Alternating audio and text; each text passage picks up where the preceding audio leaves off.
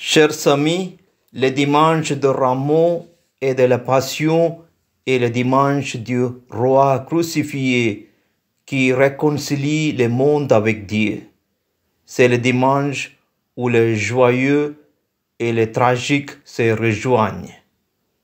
Paradoxalement, le peuple qui acclame avec des rameaux celui qui vient au nom du Seigneur est le même qui crie quelques jours plus tard « Crucifiez-le ». Le Christ, porté en triomphe, est accueilli avec grande allégresse à Jérusalem.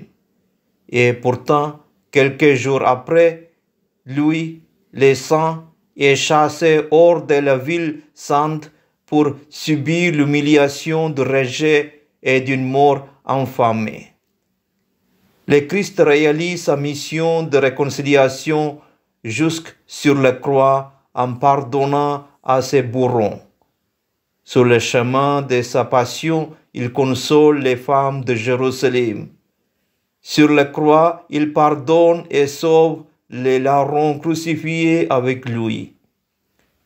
En réalité, si l'entrée triomphale laissait croire à l'avènement d'un roi Messie comme David, la passion et la crucifixion nous rappellent que le Christ n'établit pas un autre royaume propre qui ferait concurrence au royaume de Dieu. L'illusion du Messie triomphateur et glorieux cède place à fragilité de Dieu qui s'abaisse, souffre et mord, non dans la sérénité d'un philosophe, mais dans un cri. Cette fragilité se révèle dans l'évangile de Luc par le choix de l'aine. L'aine que montre Jésus ne lui appartient pas. Il vit le détachement parfait, ne possède rien.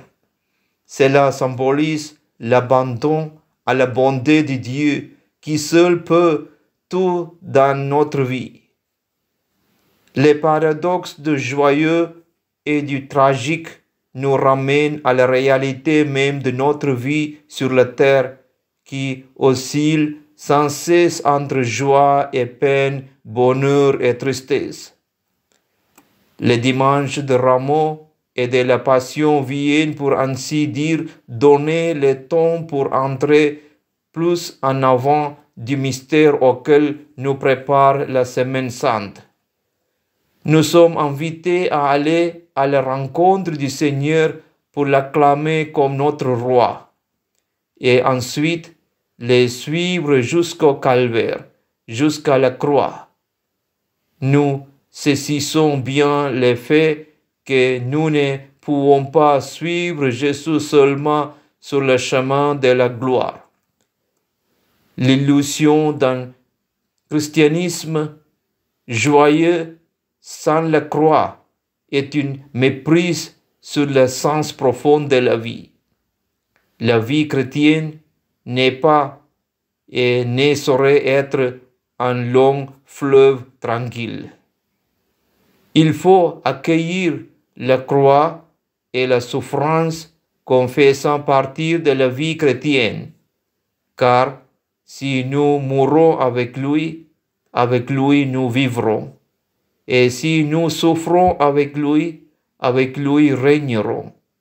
La souffrance de la croix est une espérance de salut et de joie véritable. De même que nous sommes allés au désert pendant tout ce temps de carême poussés comme Jésus par l'Esprit, suivons-le jusqu'au calvaire en accueillant la volonté de Dieu, en faisant le bien, afin de fêter notre Pâques avec Dieu. Gloire au Père et au Fils et au Saint-Esprit, comme il était au commencement, maintenant et toujours, pour les siècles des siècles. Amen.